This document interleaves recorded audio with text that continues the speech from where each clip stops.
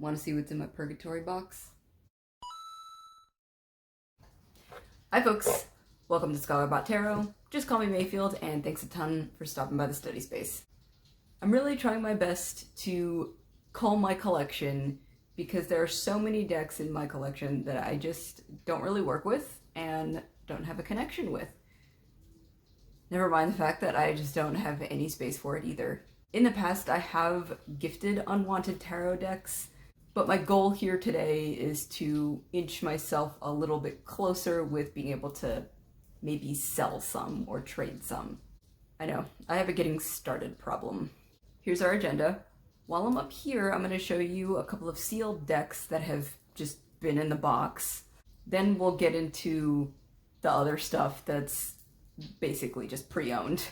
I mean, I guess the sealed decks are pre-owned too, but you know what I mean. Decks that have been used.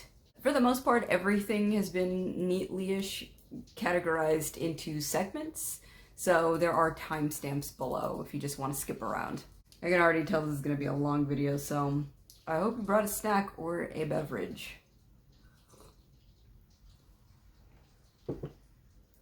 Let's get started. Okay, so I have 3 sealed decks. All of them were purchased as extra copies. First one is the Visions of the Liminal Space. I purchased a second copy because I just assumed that it was going to be a very similar run as the Postcards of the Liminal Space, where there just weren't going to be like enough copies, so I wanted to make sure I had like a backup.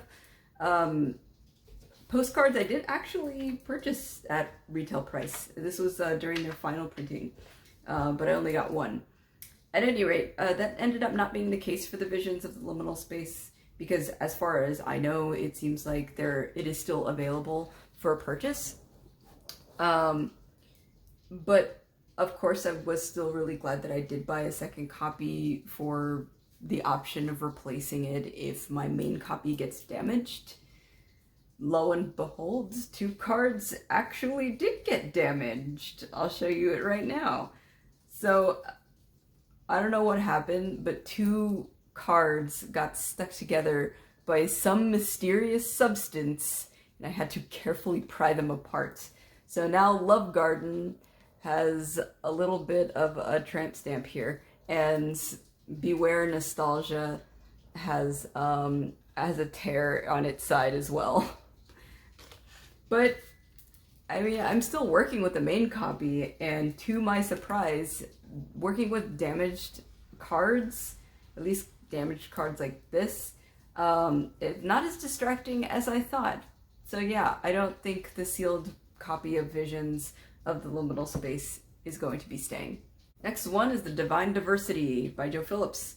I couldn't not buy a second copy of this deck because it was so cheap when I backed it on Kickstarter. It was $50, not including shipping, for 2 copies. So yeah, that comes up to like 25 bucks a pop. Like, this one was meant to be purchased and maybe marinate before it got sold. Last sealed deck, this might be a little discouraging for some folks who really wanted a copy of this deck, but it's the Yo Kayochi by Bubo Plague. I love this deck, and my husband also loves this deck, which is a miracle that he's had any interest in any part of my collection. So yeah, I think this one is staying for decorative purposes. It's only in the box right now, just to keep it out of the way and keep it in a safe spot until I figure out what to do with this. Okay, here we are down at the study space. Let's go ahead and get started with the first category, that is decks that make me think a little too hard. First one for this category is going to be the Hermetic Tarot. And as I flip through this deck, a hot dog. So I think one of the biggest challenges that I've faced in the culling process is rehoming decks that I received as gifts. I feel so awful when I realize I haven't reached for something that someone took the time to shop for and pick out for me. This one, however, is kind of a lot. There's way too much for me to work with, I think, that it's a little overwhelming, which is weird because I feel like something like this would totally be right up my alley. Dense is absolutely the term that I would use to describe this deck. Not dumb dense, of course, like heavy dense. Next entry is going to be the Thoth Tarot. Honestly, it's kind of the same story as the Hermetic Tarot. Let me zoom in just a quick second. There we go. This is actually a really small deck. I bought this one, however, unlike the previous entry that was, gifted to me. But Thoth is not really something that I'm interested in learning at this time. And looking at it now, I think the art is not the nicest that I've ever seen. I'm pretty sure if you've been on this channel for long enough, you've heard me talk a little bit of crap on the Thoth Tarot. Just that it's just a whole new system, and I understand that it's just something that almost everybody at some point picks up for study, but weirdly enough, that's not me. Again, dense is the term that I would use this. This is upside down. But yeah, there's just a lot going on, and considering the fact that I have like the tiny version of it, this doesn't work for me. So we've got the Wiser Tarot. I got this, interestingly enough, mainly because I was a little curious about the cardstock. I had watched a flip through of this deck, and someone had said that the cardstock felt absolutely amazing. I forget if it was Tom Benjamin. It might have been Tom Benjamin. If it wasn't him, it was Simon from the Hermit's Cave. At least I think that's his channel's name. But at any rate, I was also kind of intrigued by its palette swap. That's kind of the selling point for this deck, is that it was just another palette swap of the RWS with slightly lighter, like pastel almost colors, as we get into this bright orange card, in addition to I guess palette swaps of people too, so you have a more diverse look to it. But I mean, I think I just kind of realized that I don't really need any more palette swaps without serious consideration to purchase another, since I do have like a lot of different others that I do intentionally work with. I think the discourse surrounding the deck was honestly more interesting than the deck itself. The discussion basically boils down to a representation does not equal liberation type of argument. Pretty much the RWS contains some imperialist and patriarchal imagery, so it's a little gauche to recolor the different skin tones and pretend you have a diverse product, if that makes sense. Do I agree with the discourse? Yes. Asterisk. The fact that we had the discourse is ultimately a net positive, but the subject with which we had it was mediocre at best.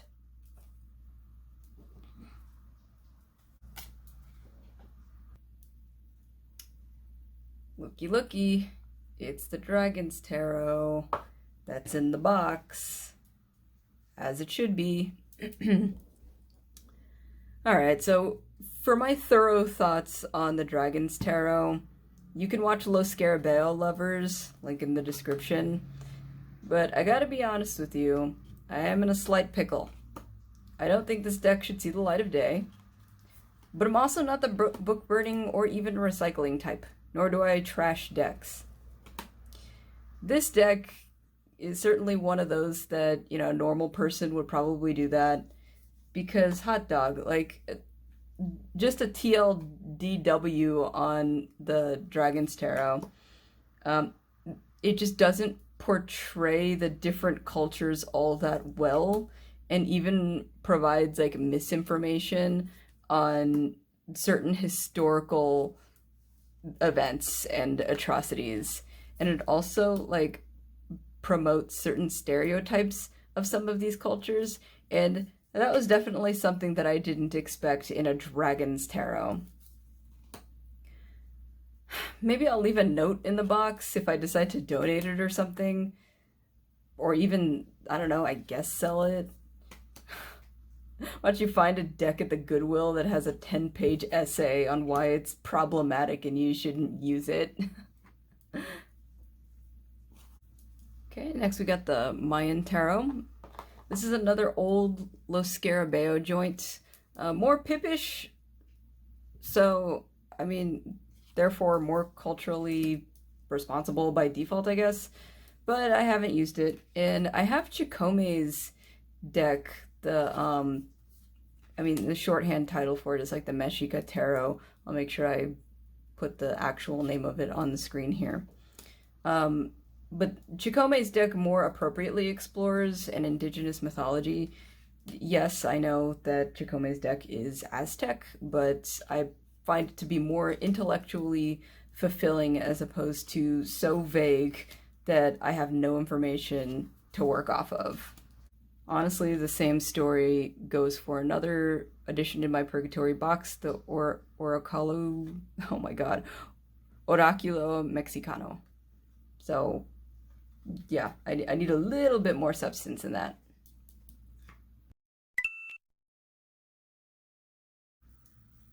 Alright, here we are in the next category, decks with production issues.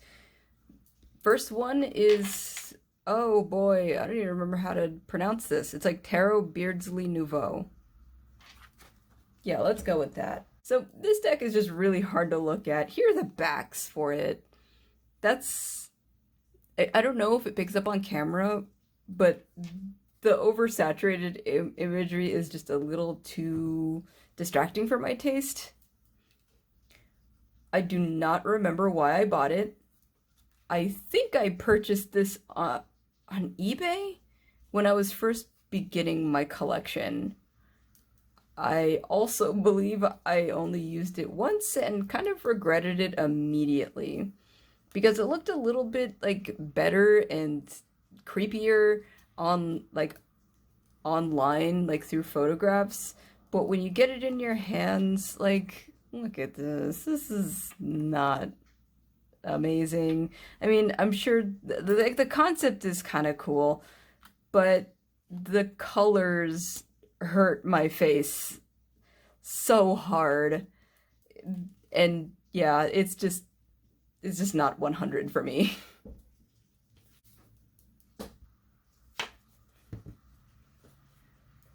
Next, we got the Modern Witch Tarot by Lisa Sturrell.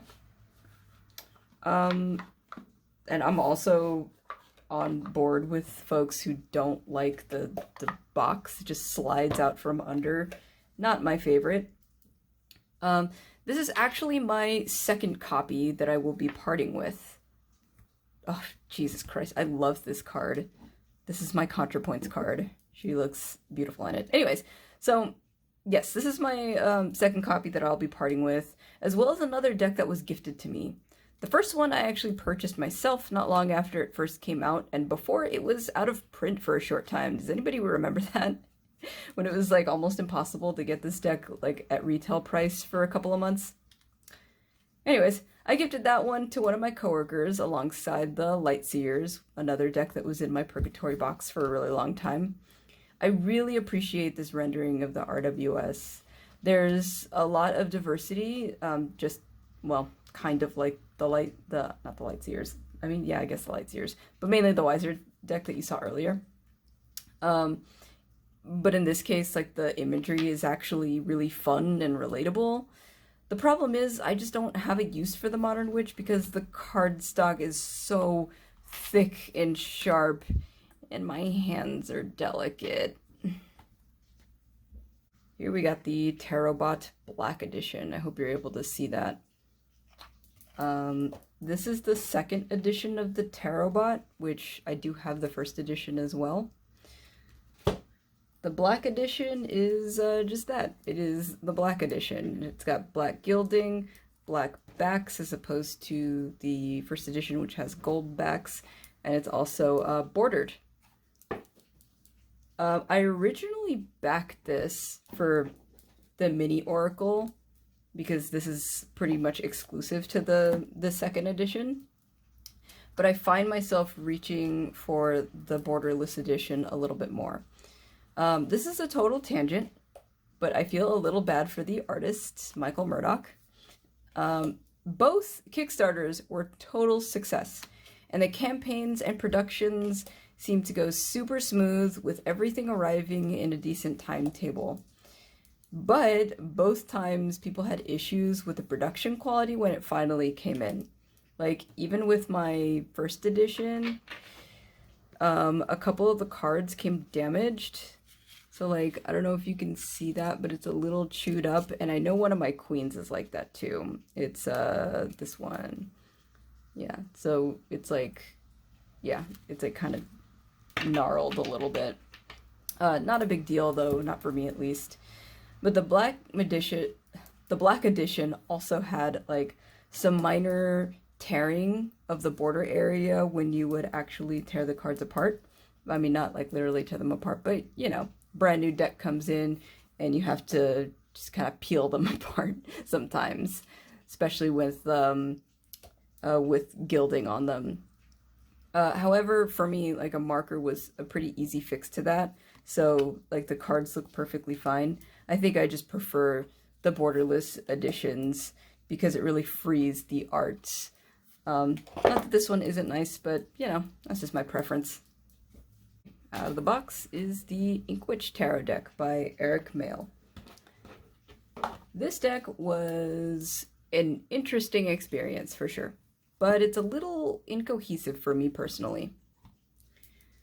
Some of the cards don't really match the world that Mail is trying to build, assuming that he was intending to build a world at all.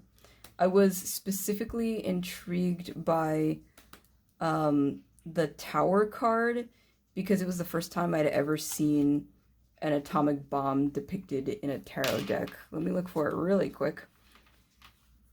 Oh, now that I think about it, it might also be one of the problem cards that I have. I'll find it one day. Give me a second. And here we go. So this is the Tower card. I definitely thought this was a pretty bold choice considering how charged that this imagery is for some people. Production-wise, I mean, it's pretty good, but I did come into a slight issue. So let's say, take the Justice card, for example. There's this fuzziness to some of the art. I don't know if it'll pick up on camera. Like, I'm looking into the camera right now, and it doesn't seem like it is picking up on camera.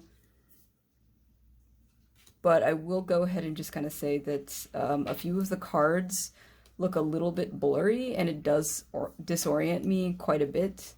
And as much as I hate to admit it, and as beautiful as the art is, this deck is kind of unusable for me, just based off of the occasional fuzziness that I do get from some of the images. I don't regret this purchase one bit though. I feel like the Inkwitch Tarot walked so that the Endless Oracle could run. Final deck in this category is the Dreaming Girl Highway by Rebecca Dorian Brown. I originally got this for dream work during quarantine specifically. Let me go ahead and zoom in again. These are like almost Thoth-sized cards. I was actually particularly fascinated by its depiction of a period, since I don't think I've ever really seen that before, and I haven't seen that ever since. This deck is actually quite liminal. I mean, depending on my mood, I suppose. But it was a tad too repetitive for me to use, and I just never really picked it up. Looking at it now, I'm actually like as I was handling it and getting it out of the box to show you guys, I'm not really a fan of how worn the cardstock is. I don't know if it's picking up on camera here, but if you can see, like, on the backs, like, it's got some scuff marks on it. And it was just a little weird because I do remember that's how it came in, despite it being purchased brand new. But I'm also not a fan of the borders on already small cards.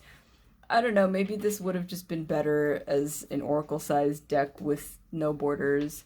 But this is a really trippy deck though, so I mean if you're interested in maybe like a flip through or something like that before I chuck it back into the Purgatory Box or into my local thrift shop, do let me know.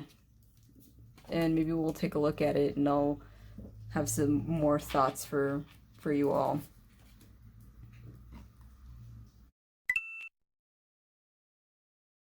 Alright, and here are weird decks that I had no business having in my collections in the first place. For the very first one, give me a second.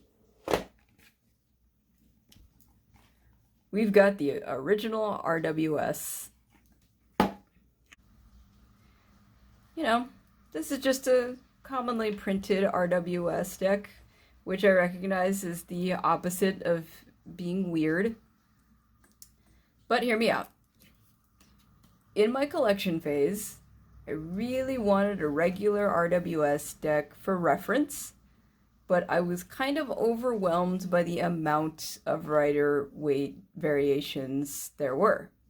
I worked at Barnes & Noble at the time, so I looked up tarot on the online store, sorted by old to new, and bought the oldest deck in production.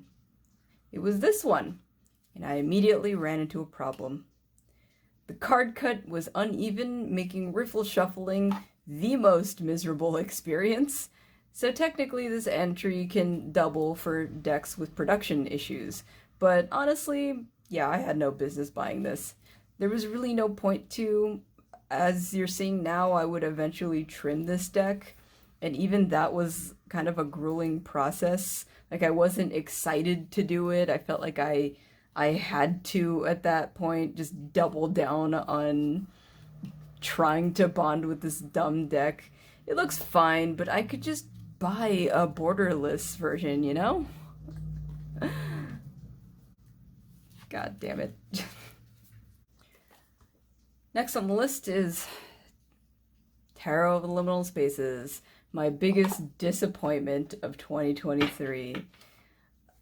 If you want to know why, I told this story on the mid-year check-in tag, so you can check that out after this if you want. It's a hell of a story. It's a quick 10-minute one that's in the timestamps of that video, so highly recommend. It's my most funniest story that I think I've told. But briefly, this is in the Purgatory Box for two reasons. Reason number one, and this is the most important one, I didn't know it was an AI-generated deck until it was a little too late.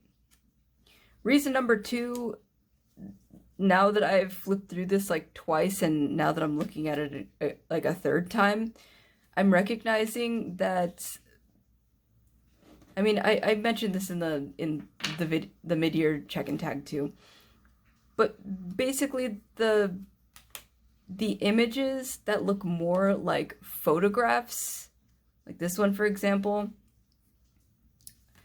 this one as well, like they look way better than the ones that were obviously AI generated. Like this one barely makes it. There's still some weirdness going on that just doesn't seem quite right. And I'm talking AI generated, not right, not liminal space, not right. So this one was definitely a disappointment, and like literally the moment that I got it, I just yeeted it into the Purgatory Box, and it's been there ever since, with the exception of being on camera like it is now. So if you're not interested in the story, but you're curious about why AI is kind of a problem, you can watch my other video on the matter, which I do highly recommend, because I feel like AI is kind of the new counterfeit, and I think it does bear mentioning. Either way, I'm sure this will make some thrifter happy, maybe. So this is quite a blast from the past. A Cyber Deck by Envision Games. give me one hot second while I try to remember how I opened this. Come on, you can do it. Ugh, there we go. Okay, so this deck was a placeholder for when I would eventually find a robot or cybernetic deck. There we go.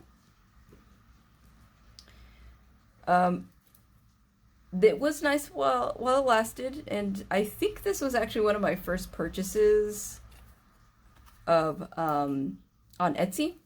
And unbeknownst to me at the time, it was also my first Oracle deck. Like, I was such a noob that I didn't notice until I received it that it wasn't a standard 78 card deck. Since then, I have found 2 robot decks, so I don't really need this strange deck anymore. You've already seen the Tarot Bots in an earlier entry, and the other deck was, whatchamacallit, it was Tarochi the Robot. But yeah, this one was really weird. Like, I was desperate, okay? And I guess I used to read reversals with this, which is totally nuts to me. I don't know why I would do that. But yeah, supposedly there's like a bunch of references like to sci-fi stuff in here, or like to 80s sci-fi stuff, but yeah, that was definitely before my time. Not gonna lie though, I'm gonna miss this cassette tape box that it came in. If I remembered that I had owned this deck, I think it would have won like my spot for favorite deck container in deconstructing my my tarot collection, like, for sure. It took me a second to remember like how to put this, how to get it out of the box, but this is kind of cool. This is charming. I like this. Next up, we got the Aquarian Tarot by David Palladini. So I bought this on a whim while I was in Vegas. I didn't have a deck with me at the time, so I really wanted to show my friends, like, maybe do a couple of readings for them and stuff like that. But yeah, like, in the grand scheme of things, this was a deck that I absolutely didn't need, and I never really liked the art either. I don't know if you're familiar with, like, decision paralysis, where it's like, oh, there are so many decks in this neat little metaphysical shop in Vegas. How do I pick? And I ended up buying it because I thought it was old and rare. I was, you know, a quarter correct.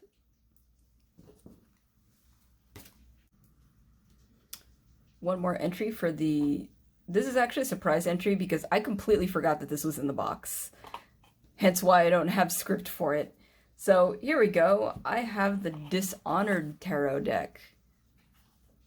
This was a weird one because I think when I had purchased it, I originally wanted it because I didn't realize that there were any tarot decks that were based on video games. And mind you, I've never played Dishonored in my life. So again, there's like, I mean, this could double for decks that I really had no... Oh wait, no. Yeah, we're in the right one. Yeah, this is definitely a deck that I just had no business having in my collection.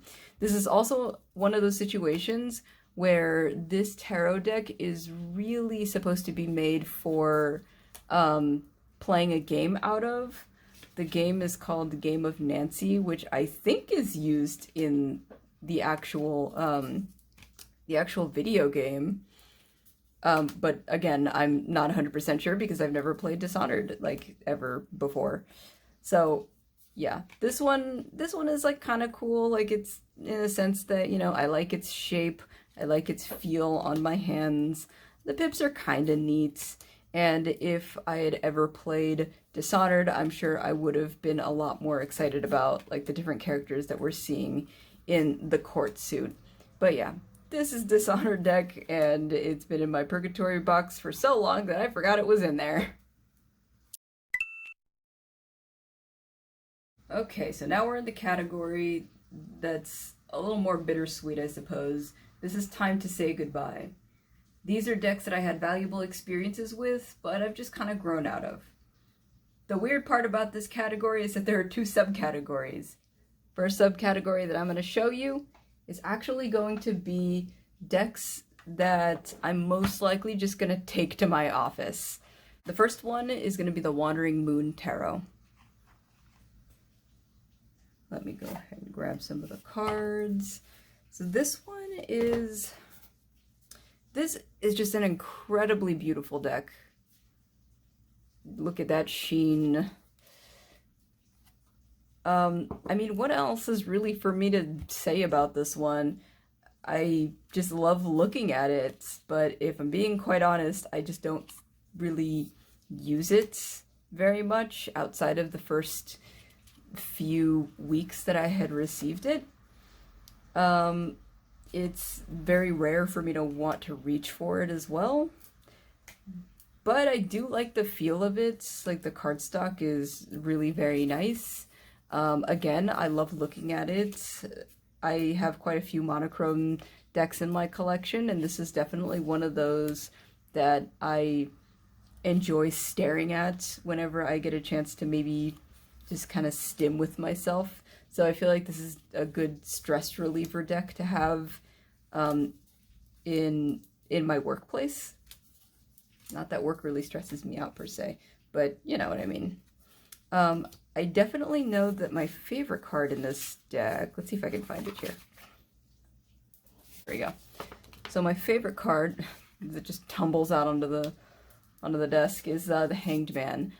I genuinely did purchase this for its depiction for the Hanged Man, but I do also like the art here too. It's really beautifully done, and the handwriting on the cards, like, that's how my handwriting used to look like. It can still look like that, but my hands are too dainty for that now.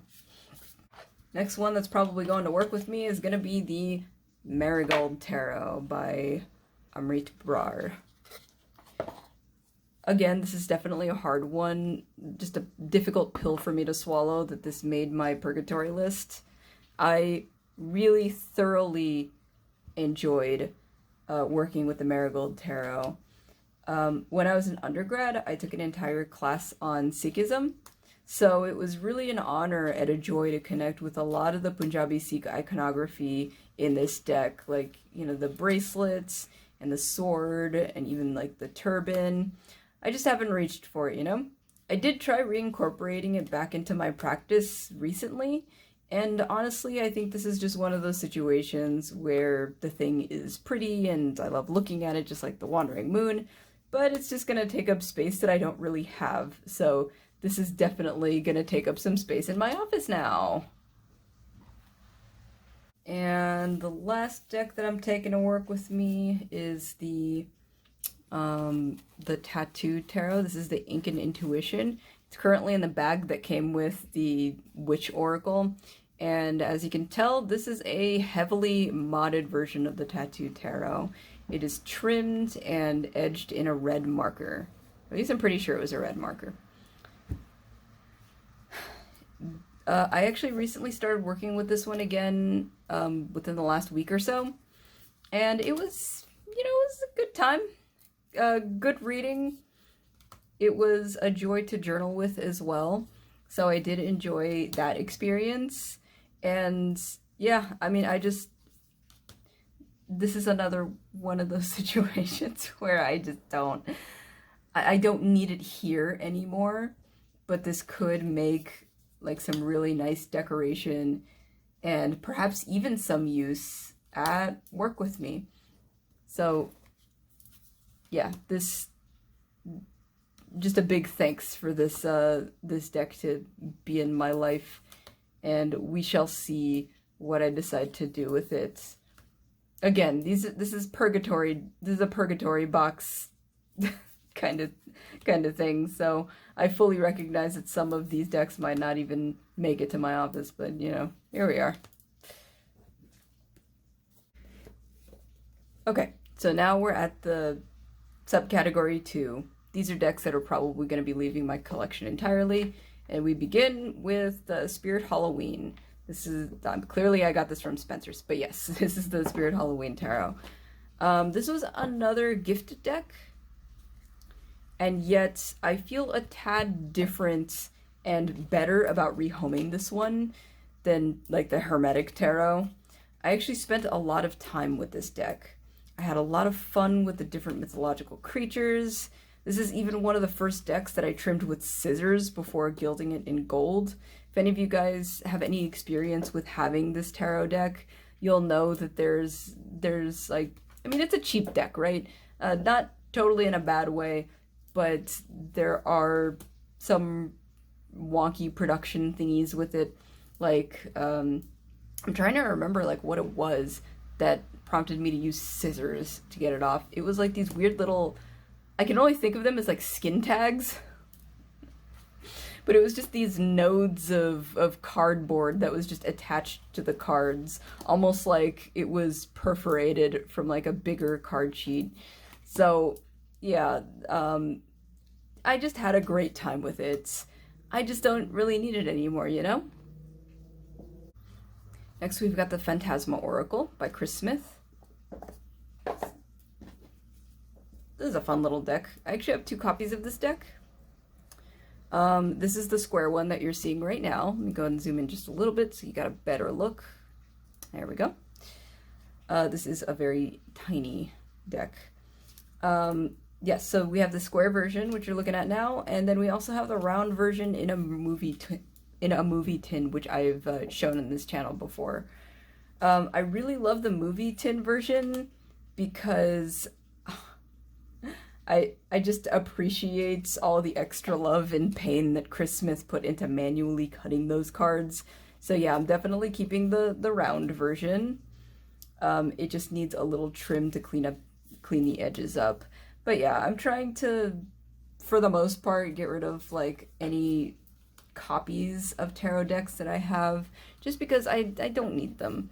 It's just a little too much clutter, and I'm definitely of the opinion that I should use all of the decks that I bring into my collection. So I'm gonna have to, yeah, get used to shuffling pogs.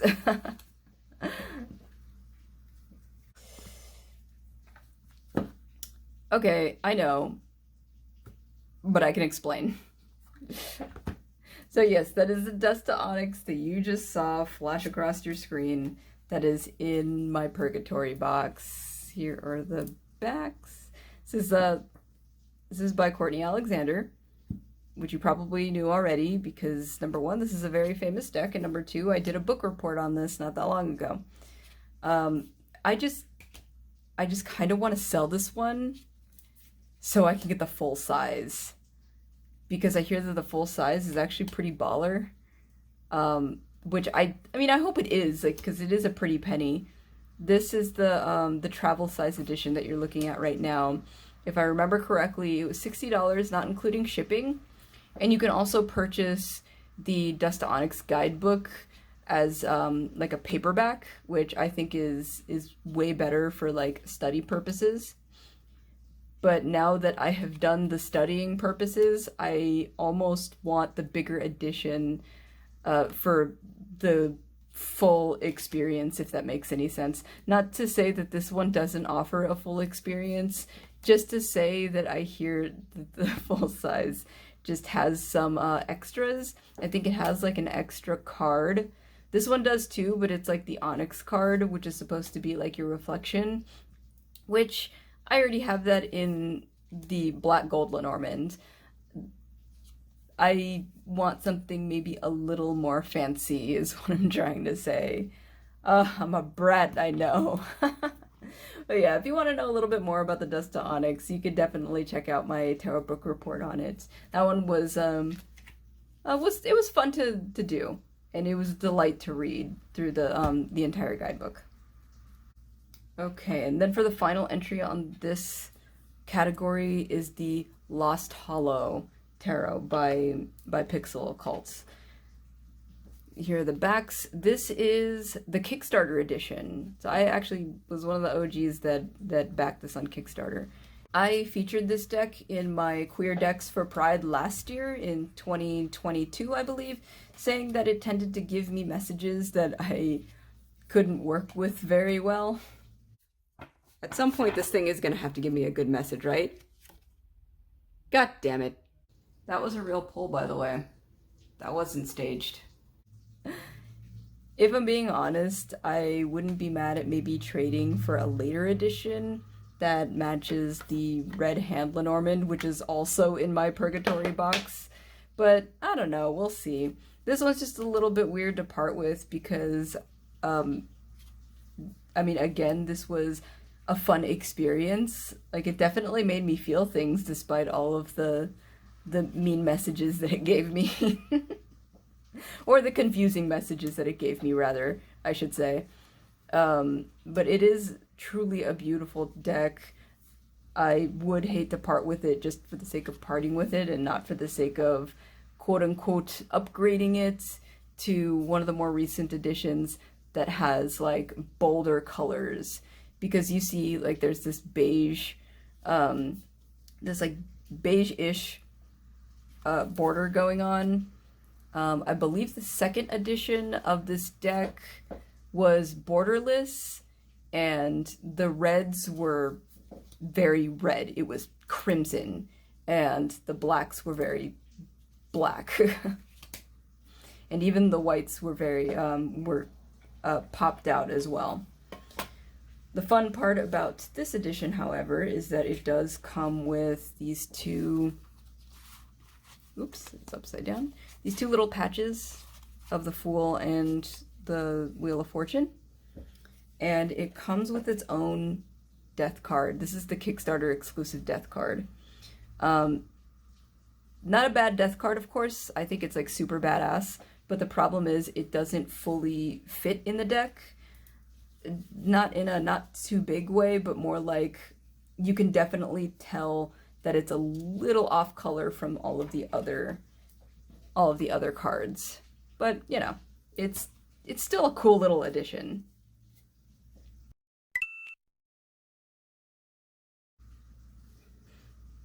Okay, so now we've come full circle.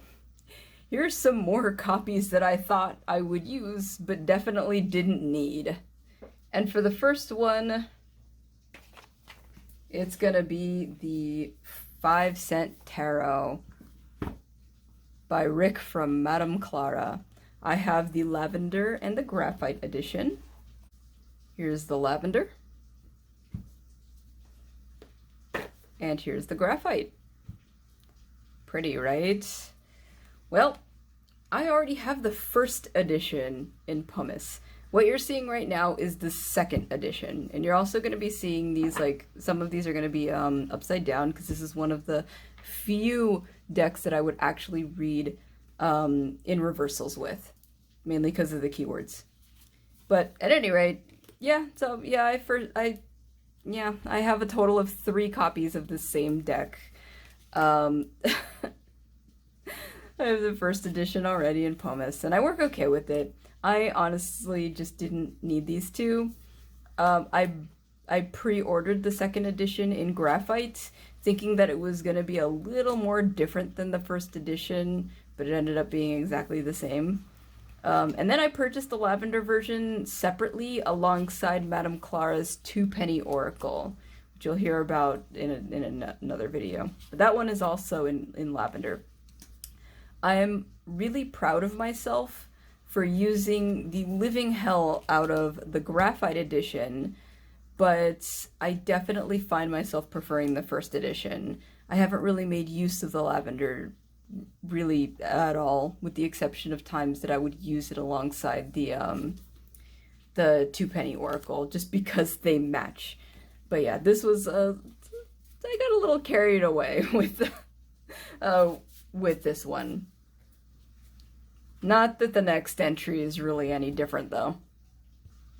And speak of the devil, here is our next edition and final edition of the Purgatory Box. We got the Trionfi della Luna. We have 2 versions of it. We got the Rose. This is the Rose edition, yes.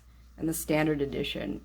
And by golly gosh darn it, they're both still in order. Why is that? Yeah, so I actually originally had 3 copies of the Triumphi della Luna. I had these two and the blue mutation with the Beast pack. I gifted the blue one to a friend of mine, leaving me with two that I honestly had a hard time parting with for a really long time. Not because I work with them, of course. I mean, as you could tell, they're still in order. But because I kept thinking that I wanted to work with them. And it turns out, I think I'd much rather play with the paradoxical Deviant Moon if I could help it. This one was just difficult to sync with, and I mean, I don't even know what I mean by syncing with. I think I just like staring at them, to be honest. That's honestly what was going on. And yet, I also felt a little suckered, which I'm going to talk about in a little bit, because yeah, I mean, look at these. This is one of my favorite renditions of the strength card. I love amalgamations of the beast and the person. It's one of my favorite deviations. It's great.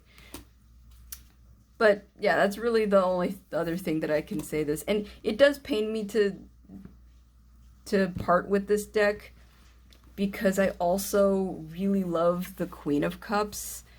I didn't ever think that Valenza could do gorgeous do like gorgeous imagery, but here we go. But yeah, that's it for my rambling. Let's go ahead and cut to a different ramble because I think this is important to say.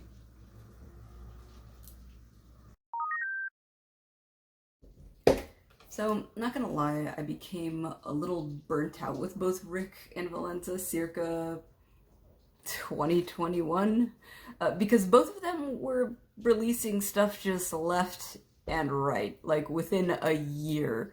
Valenza released like a bunch of palette swaps of his decks, mutations as he calls them, and I was totally suckered in. Once I swore off buying any more of Valenza's decks, he suddenly just comes out with illustrated pips for the Triumphi della Luna and then the Xammer Twin Oracle, both of which look amazing and much more well thought out than what I had at the time. Rick, in a slightly different vein, just went from like pre-order to Kickstarter to another Kickstarter to pre-order. From the second edition 5 cents to the first edition 2 penny to like 3 new editions of his Madame Clara Sees All deck. And the worst part is, like, none of them were discounted. Like, folks, I understand that decks take a lot to produce. I mean, but if you're going to make a Kickstarter, I really do think that you should incentivize people to back your project with a discount for all backers, not just early birds. Or some kind of freebie or stretch goal that's heavily discounted that goes to everyone and not just as an add-on. I specifically did not back Madame Clara Sees All because I knew that it was going to be the same price on Etsy, because the same thing happened to the 2 penny and the 5 cent before it.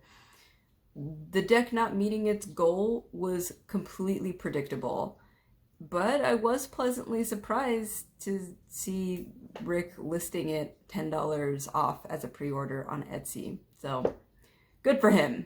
Good for both of them. Okay, so what did I learn? I think in retrospect, I had 2 phases of binge buying. The first one was buying stuff with the assumption that it was going to be worth something later on. I marveled on a daily basis the eBay prices that I would see and how valuable some of these decks grew to be. And to be honest, I wasn't really interested in having any of those decks to sell them. I just wanted to have them.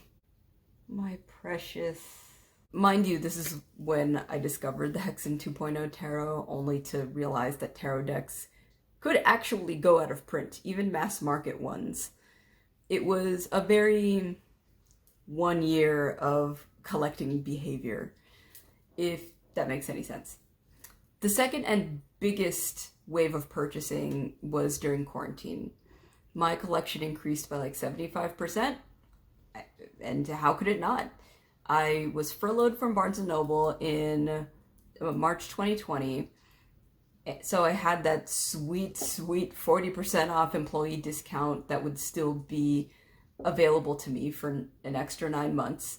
And being paid unemployment with nothing but anime and tarot to play with, yeah, most of anything that I saved from purchasing from Barnes & Noble or just plain not going out would be spent on indie decks, for sure. So my next thing to figure out is how I'm gonna do this. How do I want to sell stuff? Do I want to organize it on the tarot marketplace on Facebook? Do I want to sell it on eBay? I know a small chunk of the less aesthetically pleasing stuff is going to be donated to my local thrift shop, and I may need a spreadsheet for how I want to price everything. So if you have any tips on how to cull your collection, price and sell your decks, etc., any tips that you want to share with me and the class, please let us know in the comments. Just be sure to make discourse and not war. Until next time, folks, thanks so much for joining me on this particularly long video. I will catch you next time.